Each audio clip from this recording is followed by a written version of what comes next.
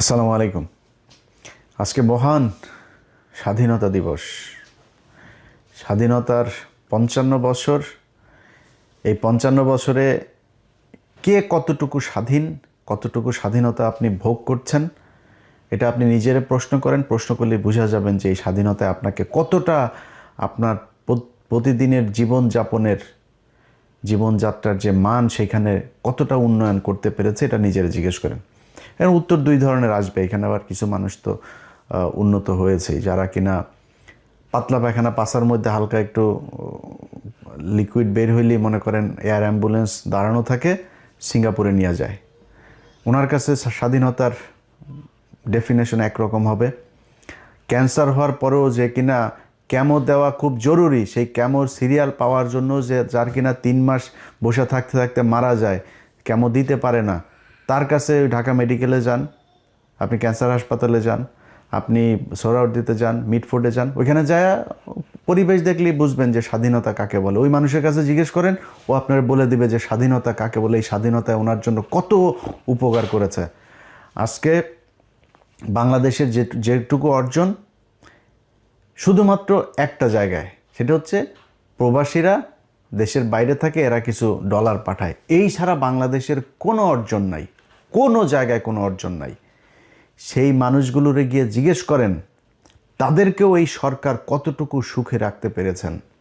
একটা টিকিটের জন্য ঈদে দেশে আসতে পারে নাই। সরকারের তো উচিত প্রতিটা প্রতি 2 ঈদে সবাইকে সমপরিমাণ টিকিটের সমপরিমাণ টাকা দিয়ে দিবে সরকার। আনেন, আপনার দেশে ঈদ করতে মন চায়, ছেলে মেয়েরে পড়ালেখা করেন অস্ট্রেলিয়া, ইংল্যান্ডে, আমেরিকায়, কানাডায়, আর ঈদের সময় তাদের সেই লন্ডন গিয়ে আবার বাজার টাজার মার্কেট টার্কেট করে নতুন মডেলের টাইফোন গোল্ড মোল্ড সব কিনে নিয়ে এসে তারপর ঈদ করতে মন চায়। আর সৌদি আরবের ওই প্রবাসীর ইন করতে মন চায় না। ওরে যায় জিজ্ঞেস করেন স্বাধীনতার মানে কি, ও বলে দেবে। সো আপনারা আমার এই ভিডিওটা যখন দেখছেন, আমাদের এই দেশের স্বাধীনতাটা হইল, এই ভিডিওটা দেখার 24 ঘন্টাও পার হয় নাই। দৌলতদিয়া পাটুরিয়া ঘাটের একটা বাস আস্তে করে ফেরি দিয়ে নেমে পানিতে পড়ে গেল। 40-50 জন যাত্রী নিয়ে, সেখানে আমি ভিডিও করার আগ পর্যন্ত যতটুকু জানতে পারলাম 25 জনের লাশ অলরেডি উদ্ধার করা হয়েছে। আরও কতজন মারা যাবে ঠিক নেই। আপনার এই মরার স্বাধীনতা তৈরি হয়েছে 1971 সালের যুদ্ধ মধ্য দিয়ে। আপনি মরবেন, এটাই স্বাধীনতা। আপনি প্রজা, আপনি ওদের গোলামি খাটবেন। ওদের একজন মারা যাবে, ওদের পরিবারের রাষ্ট্রীয় শোক হবে। আপনি 25 জন না, 25,000 মারা গেলেও রাষ্ট্রীয় শোক ঘোষণা করা হবে না। এটার নামই স্বাধীনতা। এই স্বাধীনতার জন্যে বাংলাদেশের মানুষ 1971 সালে যুদ্ধ করেনি, যুদ্ধ করেও নাই, এটাও বাস্তব কথা। এখন আপনি ওদেরকে বলবেন, ধরেন স্বাধীনতা এই যে এটা নিয়ে যে বিশাল আকারে সবচেয়ে বেশি করে আওয়ামী লীগকে জিজ্ঞেস করেন, তোর আব্বা বলেছিল তাজউদ্দিন নাকে তেল দিয়ে ঘুমাও, 27 তারিখ হরতাল। 1971 সালে 27 তারিখ হরতাল হওয়ার কথা ছিল। তাজউদ্দিনের মেয়ের লেখা বই, ভাই আপনি আমারে বিশ্বাস করার দরকার নাই, আপনারও আমি বিশ্বাস করব না। সো আমরা 71-এর ওগুলো নিয়েই, যারা ওই সময়ের মানুষ তাদের কথা যা বলেছে তাদেরকে নিয়েই শুনব। এই শেখ মুজিব সেদিন পাঞ্জাবি ইস্ত্রি করে সুটকেস গুছায় তারপরে পাকিস্তানিদের সাথে চলে গিয়েছিল। এই মুক্তিযুদ্ধের ইতিহাস নিয়ে শেখ মুজিবকে বানানো হয়েছে জাতির পিতা, আর জিয়াউর রহমানকে বানানো হয়েছে স্বাধীনতার ঘোষক। জিয়াউর রহমান স্বাধীনতার ঘোষক ছিল, এটা সত্যি কথা, কিন্তু এইটারও আবার আওয়ামী লীগ মিথ্যা বানিয়েছে। অতএব এই ইতিহাসের কোনোটাই সত্যি না। সত্যি যে ইতিহাস, সেটা যদি নাকি করতে চাইতো তাহলে 55 বছরে করা সম্ভব ছিল। প্রতি বছর একটা মন্ত্রণালয় করা হয়, বালযুদ্ধ মন্ত্রণালয়। এই বালযুদ্ধ মন্ত্রণালয়টাকে আপনার একজন মন্ত্রী দেয়, প্রতিমন্ত্রী, উপমন্ত্রী, সচিব, উপসচিব, যুগ্ম সচিব, সচিব দিয়া বিশাল একটা অফিস নিয়ে সচিবালয় তারা দখল করে আছে। সেই মুক্তিযোদ্ধা মন্ত্রণালয় 55 বছরে আজ পর্যন্ত আমাদেরকে বলতে পারে নাই কতজন মানুষ মারা গিয়েছিল, কতজন মুক্তিযোদ্ধা, কারা আসল মুক্তিযোদ্ধা, কারা আসল রাজাকার, কিচ্ছু না। এটা একটা ব্যবসা। এই ব্যবসা করে বিএনপি আসলে বিএনপি খায়, আওয়ামী লীগ আসলে সবচাইতে ব্যবসা করে খায়। এই ব্যবসা করার জন্যই এই মুক্তিযোদ্ধাটাকে আমাদের সামনে এইভাবে দাঁড় করায় রাখা হয়েছে। আর পাকিস্তানের সাথে আমাদের সম্পর্কটা সারা জীবন যেন খুব খারাপ থাকে এই ধরনের। এই জন্য গাঁজাখুরি এক গল্প, 2 লাখ আপনার এই মহিলাদেরকে করা হয়েছে, রেপ করা হয়েছে। ওরে বাবা রে বাবা, পাকিস্তানিরা তোমাদেরকে চোদে না, সরি লাগায় না তোমাদেরকে। তো ওইখানে আরেক হলো কি 30 লাখ মানুষকে হত্যা করেছে। এই 2 বাল দিয়া মানুষকে বিশাল আকারে একটা ইয়ের মধ্যে ফেলে রেখেছে। এটার কারণ কি? এটার কারণ হলো বাংলাদেশ যেন সারা জীবন ইন্ডিয়ার পায়ের তলে থাকে, কোনোদিন পাকিস্তানের সাথে ভালো সম্পর্ক না হয়, ইন্ডিয়ার ওই পাশে যেন না যাইতে পারে কোনোদিন। যাই করবে, আপনার পররাষ্ট্রনীতি, আপনার অর্থনীতি, আপনার সংস্কৃতি যা যা আছে সব কিছু কন্ট্রোল করবে ইন্ডিয়া। এই জন্যই আমাদেরকে এইভাবে ধরে রাখা আছে। ভাই 1947 সালে 2 পাকিস্তানের 1000 মাইল দূরে যখন ভাগ করে দিয়ে গিয়েছে না ব্রিটিশরা ওই সময় 2 পাকিস্তানের আলাদা করে দিয়ে গেছে। পৃথিবীতে এমন কোনো দেশ নাই যে 2টা দেশ এরকম ভৌগোলিক ইয়ের মধ্যে না থেকে আলাদা থেকে কোথাও আছে। পৃথিবীতে কোনো দেশে কোনো জায়গায় আছে আপনি বলেন আলাদা একসাথে? কেউ নাই। তো বাংলাদেশ আর পাকিস্তান কেমনে থাকবে? টুডে টুমোরো তারা আলাদা হইতই, এটা একদম বাস্তবতা। এর বাইরে আমরা কখনোই যাইতে পারতাম না। এক সময় না এক সময় বাংলাদেশ স্বাধীন হয়ে গিয়েছে 1968 সালে, যখন শেখ মুজিব জায়া রয়ের সাথে আগরতলায় গিয়ে বৈঠক করেছে। পাকিস্তানিরা দয়া করে ওরে মাফ করে দিয়ে, ওরে তো ওই সময় ঝুলাই দেওয়া দরকার ছিল, ওরে মাফ করে দিয়ে তারপরেও চেয়েছে একসাথে থাকতে। তারপরেও কন্টিনিউয়াসলি এই পাকিস্তানিদের সাথে যুদ্ধ, পাকিস্তানিদের লোকজনকে মারা, পাকিস্তানি মহিলাদেরকে রেপ করা। শেখ মুজিব আরে বেটা ইতিহাস পড়তে হইলে মানে নিয়ে তর্ক করতে হইলে কারোর সাথে তর্ক করবি কোনো বিষয় নিয়ে, ন্যূনতম জানবি তো। আমার যদি এখন মেডিকেল টার্ম নিয়ে কথা বলতে পারি, আমি তো টার্মের কোনো কিছুই জানি না। এখন তুই যদি ইতিহাস নিয়ে কথা বলতে চাস, মিনিমাম তোর আব্বা যে বই লিখে গিয়েছে তোরা দাবি করিস, এটার নাম কি? অসমাপ্ত আত্মজীবনী। তোর বাপের অসমাপ্ত আত্মজীবনীর মধ্যে দেখবি এই আদমজি জুট মিলের যে মাঠ, এই কলোনির মাঠের এখানে একটা পুকুর আছে, সেই পুকুরের মধ্যে শেখ মুজিব বলছে কমপক্ষে 500 পাকিস্তানিদের লাশ এখানে হয়ে আছে, কমপক্ষে 500 এই পানির মধ্যে ভেসে আছে। এইভাবে পাকিস্তানিদের সাথে তিলে তিলে তিলে তিলে বাংলাদেশিদের করা হয়েছে। পাকিস্তানিরা আমাদের কিচ্ছু দেয় নাই, পাকিস্তানিরা আমাদেরকে সব জায়গায় শোষণ করে রেখেছে, পাকিস্তানিদের সাথে পাকিস্তানিরা আমাদেরকে দিয়ে কাজ করিয়ে সব নিয়ে গিয়েছে, এখানে কিচ্ছু করে নাই। বেটা পাকিস্তান গিয়েছে আজকে 55 বছর। এই 55 বছরে পাকিস্তান আদমজি জুট মিল দিয়ে গিয়েছে, আদমজি জুট মিল বন্ধ হয়েছে। নিউজ প্রিন্ট কাগজ মিল দিয়ে গিয়েছে, নিউজ প্রিন্ট কাগজ মিল বন্ধ হয়েছে। এই যে বিশ্ববিদ্যালয়গুলো, ঢাকা বিশ্ববিদ্যালয়ের বেশিরভাগ ফ্যাকাল্টিগুলো, ডিপার্টমেন্টগুলো পাকিস্তান করে দিয়ে গিয়েছে, বেশিরভাগ বিভাগ। রাজশাহী বিশ্ববিদ্যালয় পাকিস্তানের করা, রংপুর মেডিকেল এবং রংপুর বিশ্ববিদ্যালয়, সিলেট ওসমানী মেডিকেল পাকিস্তানের করা, ময়মনসিংহ মেডিকেল পাকিস্তানের করা, চিটাং মেডিকেল পাকিস্তানের করা, এই যে কমলাপুরটা পাকিস্তানের করা, এই যে সংসদ ভবনটা পাকিস্তানের করা। স্বাধীনতার অর্জনের মাত্র 2 বছর আগেও যখন খুব তিক্ত সম্পর্ক, তখনও পাকিস্তানিরা এখানে জাহাঙ্গীরনগর বিশ্ববিদ্যালয়টা করে গিয়েছে 1969 সালে। গুগলে সার্চ দিয়ে দেখ এই জাহাঙ্গীরনগর বিশ্ববিদ্যালয় কবে প্রতিষ্ঠিত হয়েছে। সবগুলো বিশ্ববিদ্যালয় দিয়ে সার্চ দিয়ে দেখবি যে যেই 23 বছরের বঞ্চনা গাঞ্ছনার ইতিহাস এগুলি শোনায় এই বালের কথা, এই পাকিস্তানিরা এই 23 বছরে এই জিনিসগুলো করে দিয়ে গিয়েছে। যদি না হইতো বালটাও হইতো না। 1974 সালে খালি এই চারুকলাটা হয়েছে, এর বাইরে আজ পর্যন্ত না হয়েছে কোনো নতুন বিশ্ববিদ্যালয়, না হয়েছে ফ্যাকাল্টি। এইটার নামই বাংলাদেশের স্বাধীনতা। এই বালের গান শোনায় ভাই আপনি বলবেন যে হ্যাঁ ওরা আমাদের শোষণ করার জন্য এখানে, এই জাহাঙ্গীরনগর বিশ্ববিদ্যালয় এখানে করেছে পাকিস্তানের লোক এসে পড়ার জন্য, তোর লোকেরা শিক্ষিত করার জন্য এগুলো বানিয়েছে, তারা করেছে এগুলো। এই যে পিজি হাসপাতালটা, এই পিজি হাসপাতাল, ঢাকা মেডিকেল হাসপাতাল লেক, ওইখানে দেখবি যে পাকিস্তানি ডাক্তারদের কি অবদান, কি করে গিয়েছে তারা এই হসপিটাল। এটা তো 500 বেডের ছিল এক সময়, পরে 1800 বেড। এগুলো কারা করেছে? এই পিজি হাসপাতালের বঙ্গবন্ধু বিশ্ববিদ্যালয় কারা করেছে? পাকিস্তানিরা করেছে। আজকে তাদের সাথে আমাদের বিশাল খারাপ সম্পর্ক। ভাই কোনো সমস্যা নেই, আমি এগুলো বলার মানে এটা না যে আমরা আবার পাকিস্তানিদের সাথে আলাদা হইতে, বা আলাদা হওয়ার দরকার নাই। আমেরিকার সাথে জাপানের আজকে মধুর সম্পর্ক, দক্ষিণ কোরিয়ার মধুর সম্পর্ক, ভিয়েতনামের মধুর সম্পর্ক। ভাই তাদের সাথে যুদ্ধ হয় নাই। আজকে আফগানিস্তানের সাথে রাশিয়ার সম্পর্ক ভালো, একসময় এরা যুদ্ধ করে স্বাধীন হয়েছে ওদের কাছ থেকে, আমেরিকায় আফগানিস্তানকে সাহায্য করেছে। এটাই কৌশল। যার যখন যাকে দরকার হবে, এই ইরানের সাথে রাশিয়ার সম্পর্ক খারাপ ছিল না, তারা আজকে রাশিয়ার কাছ থেকে সব সুযোগ সুবিধা নিচ্ছে না। আমাদের এই সুযোগ সুবিধা যেন আমরা নিতে না পারি, ভারতকে যাতে আমরা ওভারটেক করে কোথাও যাইতে না পারি, এই জন্য এই ধরনের এই গাঁজাখুরি গল্প সব জিয়ে রাখা হয়েছে, যেন পাকিস্তানিদের সাথে আমরা কোনোভাবে কোনো সুযোগ সুবিধা, কোনো চুক্তি, কোনো কিছু করতে না পারি। ভাই, পাকিস্তান আলাদা, আমরা আলাদা। আমি আমার কাজে পাকিস্তানকে কাজে লাগাবো, পাকিস্তান পাকিস্তানের কাজে আমাকে কাজে লাগাবে। এইভাবেই চলতে হবে। এখন যদি নাকি আপনি বলেন যে ভারতের সাথে আমাদের যে সম্পর্ক, ভারত হলো আমার ভাই, ভারত কয়দিন আগে আমাদের তেল দিয়েছে, তেল নাকি কার বলতে গেলে আবার মুখ খারাপ হয়ে যায়, বুঝছেন, আমি কন্ট্রোল করতে পারি না। ওদের কার নাকি কোন দিক দিয়ে নাকি তেল দিয়েছে। আরে ভারত এখন তেল না, ভারত এখন আরও অনেক কিছু দিতে পারে, কারণ ভারতের এখন চিপার মধ্যে আছে, যেই কারণে ভারত এখন আমাদেরকে কোনো না কোনোভাবে একটা করতে হবে। কিন্তু ভারতের আসল চেহারা কি সেটা বুঝবি, সেটা বুঝতে হলে চল একজন একটু বক্তব্য শুনি তোদের ভারতের আব্বার। ভারত আর হাত গুটিয়ে বসে থাকতে রাজি নয়। তারেক রহমানের দেশে ফেরা এবং প্রধানমন্ত্রী হওয়ার নেপথ্যে ভারতের একটি বড় পরিকল্পনা ছিল, আগেই বলেছি। কথা ছিল আওয়ামী লীগের বিরুদ্ধে কোনো প্রতিশোধমূলক রাজনীতি হবে না এবং উগ্র মৌলবাদী শক্তি, বিশেষ করে জামাতের প্রভাব নিয়ন্ত্রণ করা হবে। কিন্তু প্রধানমন্ত্রী হওয়ার পর থেকেই তারেক রহমানের ভুল বদল শুরু হয়েছে। ভারতের দেয়া সেই প্রতিশ্রুতির কোনো প্রতিফলন এখন আর তার কাজে দেখা যাচ্ছে না। তিনি জামাতকে মন্ত্রিসভায় জায়গা দেওয়ার কথা ভাবছেন এবং আওয়ামী লীগের ওপর রাজনৈতিক নিষেধাজ্ঞা ও আইসিটি ট্রাইব্যুনালের খড়গ বহাল রেখেছেন।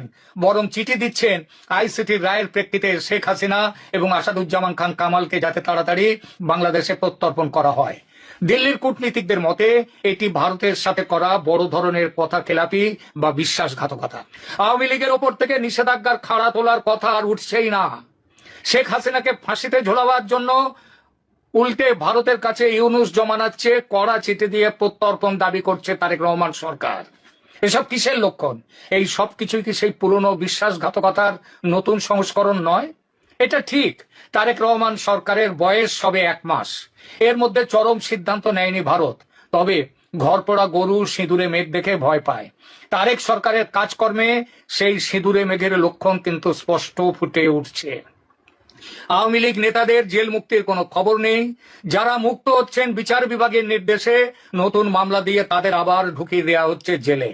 এই যদি বিএনপির গণতন্ত্র রক্ষার আসল ছবি হয় তাহলে সন্দেহ জাগেই। আর ঠিক এই কারণেই হয়তো এবার ভারত আর কোনো বিশেষ দূতের অপেক্ষা না করে অজিত ডোভালের মাধ্যমে সরাসরি 1 মাসের ডেডলাইন দিয়ে দিয়েছে। ভারত তার সাথে কথাবার্তা বলে শুধু কয়েকটি শর্তে, কয়েকটি বিষয়ে কেবল একমত হয়েছিল, কথা নিয়েছিল তারেক রহমানের কাছ থেকে। তাদের মধ্যে 1, ভারতের উত্তর পূর্বাঞ্চলের বিচ্ছিন্নতাবাদীদের যেন বাংলাদেশের মাটি ব্যবহার করতে দেয়া না হয়। 2, দেশে ইনক্লুসিভ রাজনীতি যেন ফিরিয়ে আনা হয়, অর্থাৎ আওয়ামী লীগকে সরকারি নিষেধাজ্ঞা থেকে মুক্ত করা যেন হয় এবং একই সঙ্গে ক্রাইম ট্রাইব্যুনালের অন্যায্য অবৈধ বিচারকে আইন বিরুদ্ধ বলে ঘোষণা করে সেই বিচারকে বাতিল করা। এবং 3, সরকারে কোনোভাবেই চরমপন্থী বা মৌলবাদী শক্তির যেমন জামায়াতের সরাসরি অংশগ্রহণ থাকবে না। ভারতের এই 3 শর্তে সহমত হলে তারেক দেশে ফেরেন এবং ভারত সব রকমের সহযোগিতা দিয়ে তারেকের জয়ের পথ প্রশস্ত করে। কিন্তু প্রধানমন্ত্রী হওয়ার পর তারেক রহমান কি সেই 2004 সালের মতোই ভারতের বিশ্বাস ভাঙতে চলেছেন? ভবিষ্যতের পথ নিষ্কণ্টক রাখতে শেখ হাসিনার দেশে ফেরা বন্ধ করো, মৃত্যুদণ্ড বহাল রাখো, আওয়ামী লীগকে নিষিদ্ধ রেখে দাও, রাজনীতিতে যেন ফিরতে না পারে আওয়ামী লীগ, যাতে আমেরিকার দালালি করবার জন্য বাংলাদেশ অনন্তকাল তৈরি হতে পারে। দিল্লির রণমূর্তি এই কারণেই, এই জন্যই অজিত ডোভালের চরম বার্তা। কেননা পরিস্থিতি আবার সেই 2004-এর দিকে চলেছে। এই পরিস্থিতিতে ভারত আর হাত গুটিয়ে বসে থাকতে রাজি নয়। নির্ভরযোগ্য সূত্রের খবর অনুযায়ী সেখানে ডোভাল সাহেব কোনো কূটনৈতিক মারপ্যাঁচ নয়, বরং সরাসরি টাইম বাউন্ড হুঁশিয়ারি দিয়েছেন বাংলাদেশের ডিজিএফআই কে সামনে বসিয়ে। কি ছিল সেই হুঁশিয়ারিতে? 1, আগামী 1 মাসের মধ্যে আওয়ামী লীগের ওপর থেকে সমস্ত রাজনৈতিক নিষেধাজ্ঞা তুলে নিতে হবে। 2, আইসিটি অধ্যাদেশ এবং তার অধীনে দেওয়া সমস্ত সাজা ও শেখ হাসিনার মৃত্যুদণ্ডের নির্দেশ বাতিল করতে হবে। 3, যদি এই 1 মাসের মধ্যে কোনো কার্যকর পদক্ষেপ না নেওয়া হয় তবে ভারত তার নিজের স্বার্থ, তার জাতীয় স্বার্থ রক্ষায় যে ব্যবস্থা উপযুক্ত মনে করবে সেই ব্যবস্থা নিতে বাধ্য হবে। এই হুঁশিয়ারি শুধু কথার কথা নয়, ভারতের নিরাপত্তা বিশ্লেষকরাও বলছেন জামাতের উত্থান মানেই ভারতের উত্তর পূর্বাঞ্চলের অস্থিরতা তৈরি করা। ভারত কোনোভাবেই তার প্রতিবেশী রাষ্ট্রে পাকিস্তান ঘেঁষা কোন মৌলবাদী শক্তি, যে শক্তি বাংলাদেশের স্বাধীনতার শত্রু, তাদেরকে সহ্য করবে না। ভারত স্পষ্ট বলেছে সংসদে বিএনপির একক সংখ্যাগরিষ্ঠতা আছে, তবুও জামায়াতকে মন্ত্রী করার কথা উঠছে কেন? পুরনো ভালোবাসার টান, আমেরিকার চাপ? বাংলাদেশ যেন মনে রাখে আমেরিকার সমস্ত হুমকি উড়িয়ে দিয়ে ৭১-এ ভারতের ফৌজ স্বাধীন করেছিল বাংলাদেশকে। আজ দরকার হলে ভারতের ফৌজ উপযুক্ত ব্যবস্থা নিতে এবারও পিছিয়ে আসবে না। এই হইল ভারতের বন্ধুত্ব।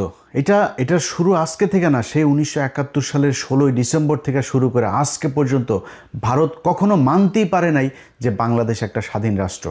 তারেক রহমান তার কথা না শুনলে সে এখানে সোলজার পাঠায়, সোলজার পাঠা, তোরা সোলজার পাঠা, বাংলাদেশে পাঠা, ইস্ট পাকিস্তান ওয়েস্ট পাকিস্তান, দুই পাকিস্তান মিলা বাম্বু লাগাবে, পাঠা তোরা, যদি ক্ষমতা থাকে তাহলে বাংলাদেশে সোলজার পাঠা, ন্যাংটা বানায় ছেড়ে দিবে। বাংলাদেশের প্রতিটা মানুষকে শুধু একটা কথা বলি ভাই, কথা খুব খারাপ লাগতে পারে, চেতনায় আবার পাশে আগুন লাগতে পারে অনেকের, এই বাংলাদেশ যেদিন আক্রান্ত হবে সেদিন সবার আগে পাকিস্তানি ভাইয়েরা এসে আপনার পাশে দাঁড়াবে, এটা গ্যারান্টি দিলাম। আমি জীবিত থাকি অথবা মৃত থাকি, একটা কথা বললাম, Pakistan will be the first country আপনারে সাপোর্ট করার জন্য। অতএব পাকিস্তানের সাথে ভাই আমাদের কৌশলগত ভালো সম্পর্ক থাকতে হবে, তাদের সাথে আমাদের অস্ত্রের চুক্তি থাকতে হবে, মিলিটারি চুক্তি থাকতে হবে, বাণিজ্যিক চুক্তি থাকতে হবে, পাকিস্তানের সাথে সব ধরনের চুক্তি থাকতে হবে।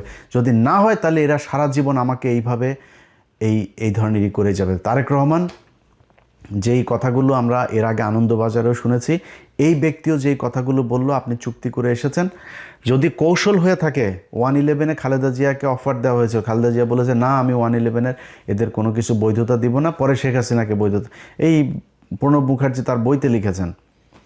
তো আমরা ধরে নিলাম আপনি কৌশল করেই তারপরে তাদের সাথে মিলেমিশে এসেছেন, এবং আমরা এখনও পর্যন্ত, আমি আমার কথা বলি, আমি কিন্তু এখন পর্যন্ত আপনার প্রতি আমার যথেষ্ট সম্মান আছে তারেক রহমান।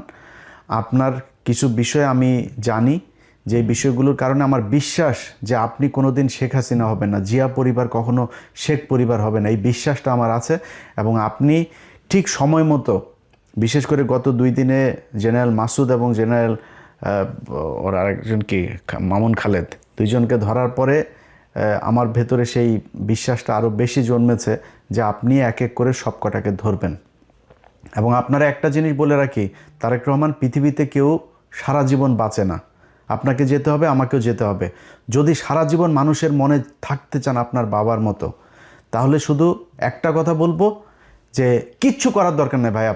আপনি দুর্নীতি করেন, টাকা পয়সা নিয়ে লন্ডনে পাঠান, আপনি আবারও আপনি এই আওয়ামী লীগের মতো করেই প্রচুর টাকা পয়সা নেন, কোনো সমস্যা নেই ভাই। খালি ইন্ডিয়ার বিরুদ্ধে আমাদের একটা জায়গায় দাঁড় করায় দিয়ে যাবেন, যেটা আমরা ইউনুসের কাছে চেয়েছিলাম, ইউনুস করে নাই। আপনার কাছে আমাদের প্রত্যাশা থাকবে এই কাজটা খালি করে দেন। আপনার যে কোনো বিপদে, এই দেশের যে কোনো বিপদে বাংলাদেশের 18 কোটি মানুষ এক হয়ে আপনার পাশে দাঁড়াবে। ভারতে আসতে দেন, দেখি ওরা আমাদেরকে কি করে নিয়ে যায়। খালি আমাদের কিচ্ছু লাগবে না ভাই, আমাদের খালি এই আপনার এই আকাশ নিরাপত্তা ব্যবস্থাটা আমাদের করেন, যাতে আমরা আমাদের ইন্টারসেপশনের এই কাজগুলো যাতে আমরা খুব ভালোভাবে করতে পারি। ওদের আকাশ দিয়ে যদি ওরা আমাদের কিছু করতে না পারে, ওরা মাটিতে নামে আমাদের কিছু করতে পারবে না। সারা জীবন যুদ্ধ করলেও ইন্ডিয়ানরা আমাদের সাথে যুদ্ধ করে পারবে না, এই সাহস ওদের নাই। আর সেই সাথে আমাদের যা লাগে, অস্ত্র লাগে, যা লাগে, সেটা ভাই আপনাদের মানে এই আল্লাহকে সাক্ষী রেখে বললাম, যদি পাকিস্তান সবার আগে আপনার পাশে না দাঁড়ায় এসা, আমি যদি জীবিত থাকি সেদিন আমার জুতার গলা নিয়ে আপনাদের সামনে এসে হাজির হব।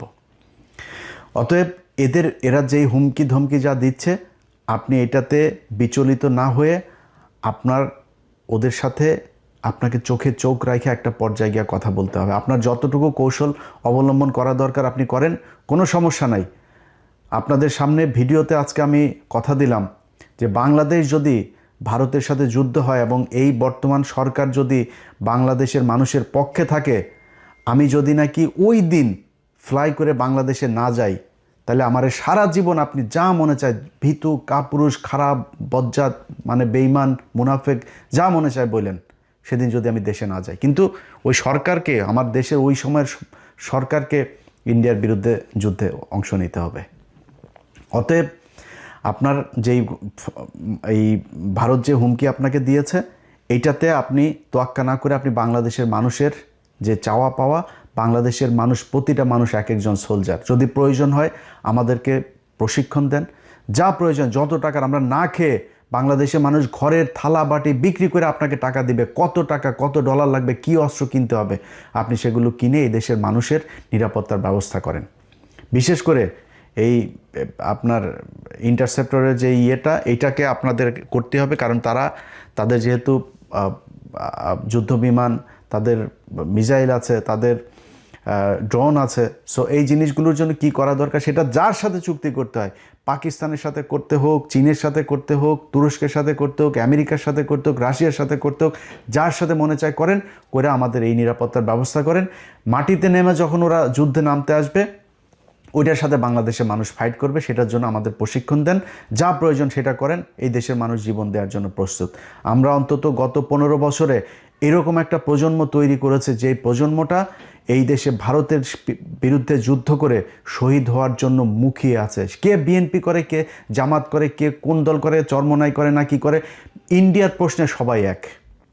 অতএব আপনি সেটা করেন। আমাদের কিছু কিছু মানুষজন আছে যারা এখনও পর্যন্ত পাকিস্তানের সাথে আমাদেরকে একটা দ্বন্দ্ব বাধায় রাখার জন্য একটাই করে, ভাই 26শে মার্চ আমরা স্বাধীনতা দিবস, ওকে 16ই ডিসেম্বর ইন্ডিয়া তাদের কাছ থেকে লিখে নিয়ে গিয়েছে, আমাদের কারো আসতে দেন, ওকে, তারপরে ভাই আলাদা হয়ে গিয়েছে, দ্যাটস এনাফ, এটা ওভার, এখন আমরা দিনগুলো পালন করব, ঠিক আছে, গুতাগুতির দরকার নাই তো। পাকিস্তানের গুতায় কি পাকিস্তানের কাছ থেকে আপনি টাকা নিতে পারবেন?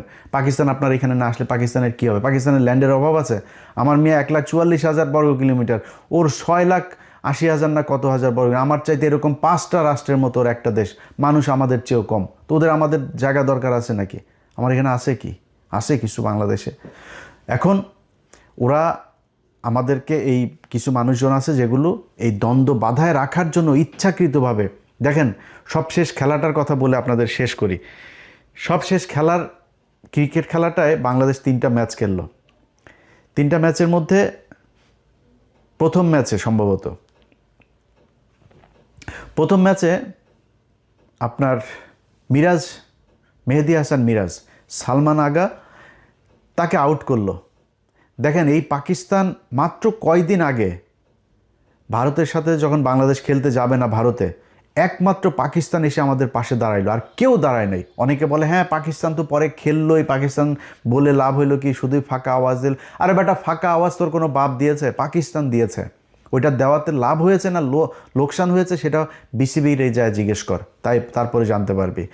পাকিস্তান তো দাঁড়াইছে ভাই, আমার পক্ষে কথা তো বলছে তারা।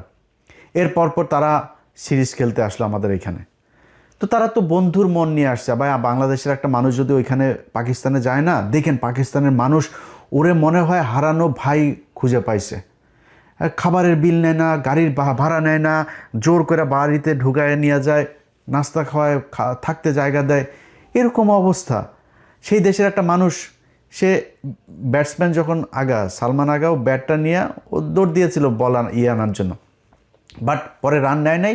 সে ক্রিজের ঠিক পাশে, এরকম না যে সে ক্রিজের মাঝখান থেকে বলটা ধরেছে, ক্রিজের পাশে ব্যাটটা ফেললেই সে ক্রিজের ভেতরে, সে ব্যাট না ফেলা সে ওই বলটারে আটকাইছে, বলটা উঠায় সে মিরাজের হাতে দিতে গিয়েছে। ও মা, সে বলটা করলো কি, স্টাম্পে মাইরা মিরাজ এসে তাড়াতাড়ি করে চোরের মতো, একটা চোরের বাচ্চা, ফকিন্নির বাচ্চা এসে বলটা ভেঙে দিল। এরপরে আবার লাস্টের ম্যাচে আপনার করলো, এই যে ওর নাম কি, নাহিদ রানা, ওর মুখের অঙ্গভঙ্গি দেখে আমার মনে হয়েছে যে একটা গালি দিয়েছে, একটা বাজে গালি দিয়েছে। আমি ওর মুখের যে মুভমেন্টটা দেখেছি ওটাতে আমার মনে হচ্ছে একটা বাজে গালিটা দিলাম না এখানে, তো এই গালিটা সে দিয়েছে বিশাল, আরে বাবা বিরাট আকারে উত্তেজনা, মনে হয় ভারত পাকিস্তান খেলা হচ্ছে। আরে বেটা, তোর তো বোঝা উচিত, এই যে এখন গেছিস পিএসএল খেলতে, তোর বাপরাই তো নিল, তোর বাপের দেশেই তো গেলি পিএসএল এ, তোর বাপেরা তোদের দেশ থেকে, বাংলাদেশ থেকে 6টা প্লেয়ার নিয়েছে। আর আইপিএলে নিয়ে যাইতো সাকিব আল হাসান, পৃথিবীর শ্রেষ্ঠ একজন অলরাউন্ডার, সবচাইতে ধারাবাহিক একজন প্লেয়ার, ফর্মে থাকা প্লেয়ার, তারে নিয়ে সাইডলাইনের বাইরে দাঁড় করে রাখতো, পানি নেওয়াইতো তারে দিয়া। অপমান খালি নিত কেন? বাংলাদেশের দর্শকগুলোর নেওয়ার স্পন্সর আছে না, ওদের তো প্রোডাক্ট বিক্রি করতে হবে, বাংলাদেশের মানুষ দর্শক তো থাকবে না একজন না থাকলে, নিয়ে বসায় রাখতো। এটা করতো ইন্ডিয়া। আরে ভাই, ইন্ডিয়া আজকে সেই শুরু থেকে এখন পর্যন্ত সারা জীবন এই যে টেস্ট স্ট্যাটাস, সবার পরে তারা আমাদেরকে দিয়েছে। এই যে টেস্ট স্ট্যাটাস খেলা মানে না, বাংলাদেশের থাকা উচিত না। এই যে এই সেবাগ, বীরেন্দ্র সেবাগ, এই শালা বলছিল যে বাংলাদেশের টেস্ট স্ট্যাটাস থাকার উচিত না। এরা ইন্ডিয়া খালি খেলা না, বাংলাদেশের প্রতিটা জায়গায় প্রতিটা সেক্টরে তারা সারা জীবন, এই যে কয়দিন আগে আপনার এই যে বাংলাদেশ থেকে আপনি দেখছেন না যে বাংলাদেশের মানুষজনরা এখন আর আসতে দিবে না, কারণ বাংলাদেশের মানুষ এখানে ওই আপনার ইয়েগুলো, এখানকার সরকারি যে সুবিধাগুলো আছে এই সুবিধাগুলো বেশি উপভোগে। যেমন ধরেন কারো মা অসুস্থ, বাবা অসুস্থ, তার ট্রিটমেন্টের জন্য এখানে আপনি ঘরে রাখলেও আপনারে কিছু টাকা দেয়। আপনার অনেক এরকম বাচ্চাদের জন্য চাইল্ড সাপোর্ট দেয়, অনেক ধরনের এই প্রণোদনা আছে, এগুলো দেয়। তো এগুলো এই ইন্ডিয়ানরা, তারা ইন্ডিয়ানদের কারো দেন, ওরা কিন্তু আমাদের চেয়ে বেশি খায়, অথচ ইন্ডিয়ানগুলো দেয় নাই, বাংলাদেশেরগুলো সবগুলো দিয়েছে যে বাংলাদেশ নাকি 54% নাকি এশিয়ার নাকি আমরা নাকি খাই, তারপরে এটা দিয়ে এখন বাংলাদেশিদের ভিসা দেওয়া বন্ধ। ভাই প্রতিটা জায়গায় আপনি 1971 সালের মুক্তিযুদ্ধের পর এটা নিয়ে কোনো বিতর্ক নাই, প্রতিটা মুক্তিযুদ্ধের কাছে জিজ্ঞেস করবেন যে ইন্ডিয়ানরা আমাদের এখান থেকে কি পরিমাণে, পাকিস্তানের 92,000 এই সোলজার তারা আপনার অস্ত্র রেখে আসলো, আমাদের এই যে মিল কল কারখানা মানে পাকিস্তান যা করে দিয়ে এসেছিল, এগুলির থেকে দামি দামি যন্ত্রপাতি সব ইতিহাসের সব জায়গায় এগুলোর আপনার উল্লেখ করা আছে। তারা নিয়ে গিয়েছে, আমাদের দেশের টাকা পয়সা লুটপাট। এর পরে 400 কোটি টাকা এসেছিল আমাদের অনুদান বিদেশ থেকে, সেই 400 কোটি তখন আমাদের তো টাকশাল সব নাই, তারা আমাদের সেটা করলো, সেই টাকাটাতে তারা 400 কোটিরে 800 কোটি ছাপাইলো। 800 কোটি ছাপায় কি করলো তারা, তাদের ওই টাকাগুলো দিয়ে আমাদের দেশে চাল ডাল সব কিনে নিয়ে গেল। পর্যাপ্ত ছিল আপনার বিভিন্ন দেশ থেকে আসা আপনার সাহায্য সহযোগিতা ছিল, এগুলো সব নিয়ে যায় তারা আমাদের দেশে ইনফ্লেশন করে দিল, মানুষ না খেয়ে 74-এ মারা গেল। আর ভাই মানুষ মারা গেলে মারা যাবে 72-এ 73-এ, 74-এ গিয়ে মরল কেন? এই ভারতীয়দের কারণে। ভাই আপনারে আমি যদি এখন 55 বছরে এই ইতিহাস এত ড্যামেজ হয়েছে যে আপনাকে এখন আমি বুঝাইতে গেলে আপনার অনেক কিছু মনে হবে যে এই লোক আসলে মানে মুক্তিযুদ্ধ নিয়ে এত কথা বলে, ভারতের বিরুদ্ধে এত ক্ষোভ তার। ভাই আমার কথা বিশ্বাস করার দরকার নেই আপনার, আল্লাহর ওয়াস্তে। যেই মানুষগুলো সেক্টর কমান্ডার ছিল, মুক্তিযুদ্ধের সর্বাধিনায়ক আছে না জেনারেল ওসমানী, সেই জেনারেল ওসমানী শেখ মুজিবের এখান থেকে পদত্যাগ করেছিল, জানেন এটা? শেখ মুজিব মন্ত্রণালয়ে থাকতে দেয় নাই। এই যে তাজউদ্দিন আহমেদ, তার অবর্তমানে সে প্রধানমন্ত্রী ছিল না, এই তাজউদ্দিন আহমেদের শেখ মুজিব বহিষ্কার করেছে, বাধ্য হয়েছে তারা করতে। শেখ মুজিব এই তাজউদ্দিনের মেয়ের বইতে লিখেন, একদম হুবহু সেদিনের ঘটনাটা বর্ণনা করেছে যে আব্বু সেদিন এই বাড়িতে এসে তারপর বলেছিল এর চেয়ে পাকিস্তান আমলি তো ভালো ছিল। কোনো কারণে একটা কোনো ভালো মানুষরে ওই দিন এই শেখ মুজিব তার এই জায়গাতে সে থাকতে দেয়নি। সো এখন আপনি তাদের কাছ থেকে ইতিহাস শেখেন, দেখবেন ইতিহাসের সব কিছু জানেন। আমার কাছ থেকে কারোর কথা বিশ্বাস করবেন না, আপনার নেতারাও বিশ্বাস করবেন না, আমারও করবেন না কারোর কথা। আবার এখন যে গজিয়ে ওঠা যেসব মুক্তিযোদ্ধা আছে এগুলোরও বিশ্বাস করবেন না, এগুলো সব ভুয়া মুক্তিযোদ্ধার ওই সার্টিফিকেট নিয়ে সব এখন আসল মুক্তিযোদ্ধা কেউ সামনে আসে না। এরা এই তেলও মারে না, এরা এই ধান্দা এই খাইতেও আসে না, অনেকে আছে এই ভাতাও নেয় না। এরকম বহু আমার নিজের পরিবারে আছে, আমার আপন খালু, আমার খালার ছোট খালার হাজবেন্ড, আপন খালু মুক্তিযোদ্ধা। এইসব ইতিহাস এগুলো তার কাছ থেকে বহুত শুনছি ভাই। আপনার সেক্টর কমান্ডার আছে না, সেক্টর কমান্ডার সবচাইতে বড় সেক্টর 9 নম্বর সেক্টর খুলনা অঞ্চলের, এই 9 নম্বর সেক্টরের সেক্টর কমান্ডার আপনার মেজর জলিল। জানেন মেজর জলিল কোথায় মারা গেছিল? এটা জানেন কেউ? মেজর জলিল এই করাচিতে গিয়ে মারা গেছিল। দেখেন ওনার দেখেন, ওনার গুগলে যান, ওনার দেন, করাচিতে গিয়ে মারা গেছিল। এই বাংলাদেশের প্রতি ঘৃণা, ইন্ডিয়ার প্রতি ঘৃণায় সেই দেশটায় থাকতে পারে নাই, সেই জীবনটা সেইখানে মারা গিয়েছে। একজন সেক্টর কমান্ডার। আপনার কাছ থেকে আমি ইতিহাস শিখবো ভাই, আপনি আমার সাথে ইতিহাস নিয়ে করবেন, ডিবেট করবেন, কথা বলবেন, যে বলতে চায়, যত বড় মুক্তিযোদ্ধা আছে যে আছে, আমি আমার মুখ থেকে একটা কথা বলবো না, বই থেকে কোট আনকোট কথা বলবো। তার চাইতে বড় মুক্তিযোদ্ধার বই থেকে আমি তার রেফারেন্স দেবো যে এই মুক্তিযুদ্ধ এটা বলে গেছে, আপনি এটা কোথায় পেলেন? আমার মুখ থেকে একটা কথা বলবো না, কে আছেন বলেন, আমি তার সাথে বসবো। অতএব এই মুক্তিযুদ্ধ নিয়ে ভাই আমাদের দেশের যে 2 লাখ মা বোনকে পাকিস্তানিরা লাগাইছে, বাল ফলাইছে, 30 লক্ষ মানুষকে পাকিস্তানিরা মেরে থুয়ে গিয়েছে। ভাই এই ভগাস কথাবার্তা 55 বছর হয়েছে মুক্তিযুদ্ধ মন্ত্রণালয়ের, বলেন না কেন ঠিক করতে, জীবনও করবে না, কারণ সব মিথ্যা কথা। পাকিস্তানিরা কাউকে রেপ করে নাই, পাকিস্তানিরা কোনো মুসলমানকে হত্যা করে নাই। এই যে কয়দিন আগে এই আমেরিকাতে দেখছেন না 2 কংগ্রেসম্যান সব এই কারণেই। হ্যাঁ, হিন্দুদের সাথে যুদ্ধ হয়েছে, ভারতের সাথে পাকিস্তানের যুদ্ধ হয়েছে, হিন্দুরা তো এই দেশে গণহত্যা চালিয়েছে, গণধর্ষণ চালিয়েছে।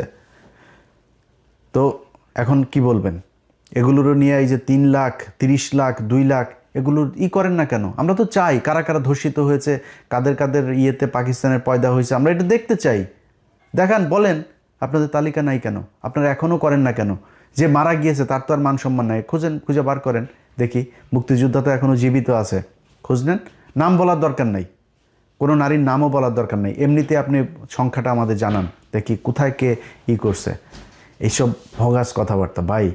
আমার পাকিস্তানের সাথে আমি একও হব না, আবার পাকিস্তানের সাথে আমাদের মানে কোনো কিছু দিয়েও সম্পর্ক করার দরকার নেই। পাকিস্তানে আমার ভাই, আমি পাকিস্তানের ভাই, পাকিস্তান আর আমি।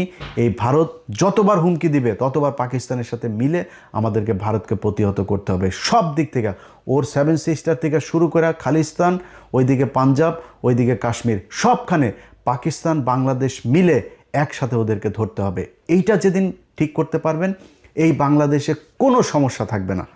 এই দেশের একটা উৎপাদন করতে, আর মোটরসাইকেল উৎপাদন করতে যাবেন, ভারতের সমস্যা। একটা আপনার ওই আলু আরেক দেশ থেকে আনতে যাবেন, তাদের সমস্যা। আপনি আপনার ওই করিডোর ইউজ করতে চাবেন, ভুটানে নেপালে একটা জিনিস পাঠাইতে, সে দিবে না। আপনার কিন্তু সব কিছু সে ব্যবহার করবে। সো এই বন্ধুত্ব তো আমার দরকার নাই ভাই। বন্ধুত্ব আমার সেই হবে যে আমার বিপদে পাশে থাকবে। সবাই ভালো থাকবেন। আল্লাহ হাফেজ।